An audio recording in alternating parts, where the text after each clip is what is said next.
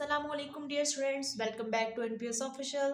I hope you all are fine and doing great at your homes and doing very well preparations for your board examinations. In this video, I am going to tell you about the grammar term gerund with its different three types. देखिए gerund की आप common बात तो आप लोगों को अब तक पता चल चुकी होगी बाकी वीडियोस को देखते हुए कि ऐसी नाउन ऐसी वर्ब जो कि एज अ नाउन यूज हो रही हो वो हम क्या कहते हैं उसे gerund कहते हैं। यानी कि हम एक्शन की बात कर रहे हैं लेकिन एक्शन परफॉर्म नहीं हो रहा। ठीक है, अब इसके थ्री आपके पास वो दी हुई हैं इन्होंने टाइप्स। किस तरह से कि जेरेंट जो है वो वर्ब के सब्जेक्ट के तौर पर भी आ सकता है। जैसे हमारे पास एग्जांपल्स हैं, smoking is injurious to health, playing is better than winning और लूजिंग, स्माइलिंग कॉस्ट्स नथिंग। यानी कि आपका कोई सब्जेक्ट मौजूद नहीं है तो आप अपने जेरेंट को अपना सब्जेक्ट बना सकते हैं। ठीक है, तो ये आपके पास हो गया gerund as a subject.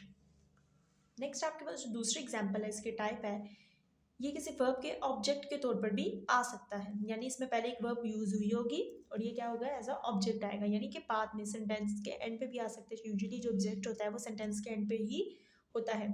I do not like gambling, he has given up smoking, she was smoking अगर हम कहेंगे तो वो क्या होगा, वहाँ पे ये वर्ब के फॉर्म में होगा। लेकिन यहाँ पे देखिए गिवन अप हमारा वर्ब हो रहा है, smoking as a gerund use हो रहा है। तो बेसिकली हमने वर्ब और जेरेंड में डिफरेंस यही याद किया हुआ है कि वर्ब क्या है, कोई एक्शन है। ठीक है, कोई काम आप कर रहे हैं, लेकिन जेरेंड क्या है, आप काम कर नहीं रहे, बस काम की बात हो रही है। यानी कि जेरेंड ऐसी वर्ब जो कि नाउन के तौर पे यूज हो रही है। अब जो लास्ट इसकी टाइप है वो है ये किसी प्रपोजिशन के बाद भी इस्तेमाल होती है। यानी कि अब ये पहले हमने किया सब्जेक्ट के बाद ऑब्जेक्ट के तौर पर और अब हमें प्रपोजिशन के बाद यूज़ करनी है। I prevented him from falling, she succeeded in convincing me, I look forward to hearing from you. यहाँ पे आप देख रहे हैं प्रिवेंटेड, सक्सीडेड, लुकिंग, हमारे पास वर्ब्स मौजूद हैं। आई, शी, आई, ये हमारे पास सारे के सारे सब्जेक्ट्स भी मौजूद हैं।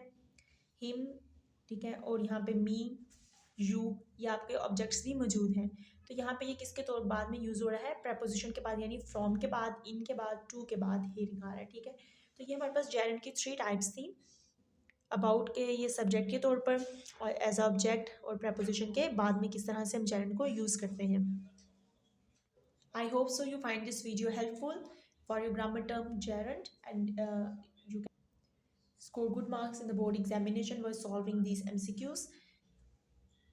Don't forget to subscribe NPS Official, like, share with your fellows also. Allah Hafiz students.